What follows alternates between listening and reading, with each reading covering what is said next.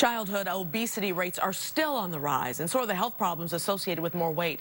Much of the diabetes, heart disease, and related illnesses could be avoided with some very easy changes. But how do you know if your little one is just a little chubby or if there's a health problem on the horizon? Well, Dr. Renee is here to answer those questions. Welcome, Dr. Renee. Thank you. And it's easy to find you. Just go on Ask Dr. Renee, and we can get the answers just like that. So, obesity is still on the rise. Why?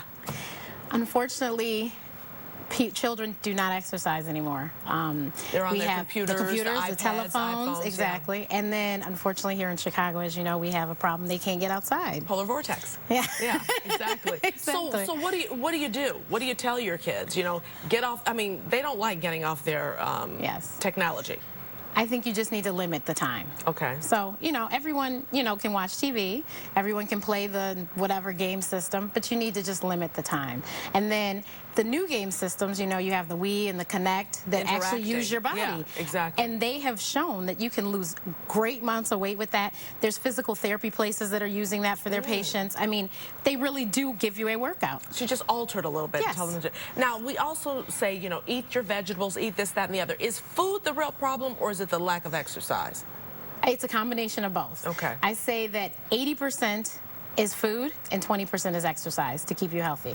So you really do have to eat the right things. And I think the problem is a lot of parents aren't actually there to feed the children. The children just pick up and eat whatever they want to eat. Exactly. And if you teach them young, portion control, the palm-sized protein, the fist is your grains, teach them that early on so then they'll know. And then give them the foods. They can't eat just 3 foods. Chicken nuggets every day is just not going to do it. Exactly. They need to know. They've done studies, and these children don't know their vegetables. Well, I'm going to tell you, my son started off with, a very healthy palate. He was doing calamari, he was doing broccoli, he was doing this, that, and the other. As he got older, it got less and less and less. He's like chicken, fried, mostly, and French fries, or used to do hot dogs. So what do you tell him? He's 13 now. I mean, he seems healthy. The doctors say he's healthy, but how do you get him to change, at this state in the game? I think you really have to show them. Unfortunately, his metabolism is not going to be like that forever. Exactly. And he needs to realize that, because he doesn't want to be in college and then all of a sudden he gets, instead of the freshman 15, the freshman 30, because he's still eating like that. So you really need to instill in them that they need to start now to just, even if you just drink a smoothie a day and drink lots of water, you can wash away some of the, other things that you put into your body. He doesn't drink water, by the way. Yeah. Now, as parents, should we get them into organized sports?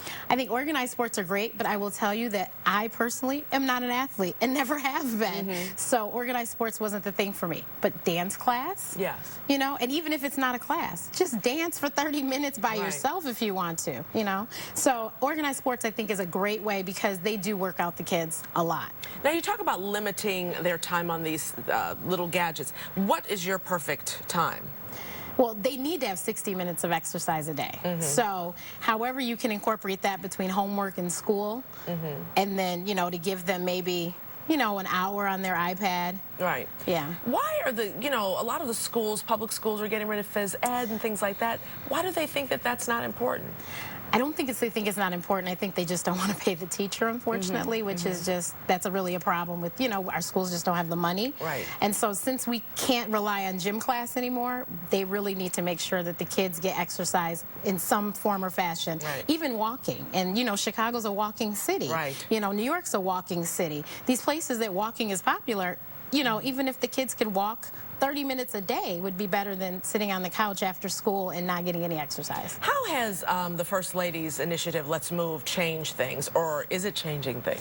It is changing things because she's actually getting into these lunchrooms and getting healthy food in the lunchroom. Because I don't know if you remember, but my lunchroom, we didn't have necessarily, healthy foods. That pizza, I can remember my friends taking a napkin and putting it down on top of the pizza. It was so greasy. Yeah. So she's getting in there and changing what is served to the kids. And then she's also, you know, she's got the whole presidential challenge initiative to get them to exercise. And it has, you know, a lot of kids are very competitive. So they want to work out and they want to, you know, they want to beat their friends and they want to get the shortest amount of time for the mile run and all that stuff. So it is working, I think. Thank you, Dr. Renee. I appreciate it. For more information, visit askdrrenee.info. And you get all your information from you, right? We'll be right back after this.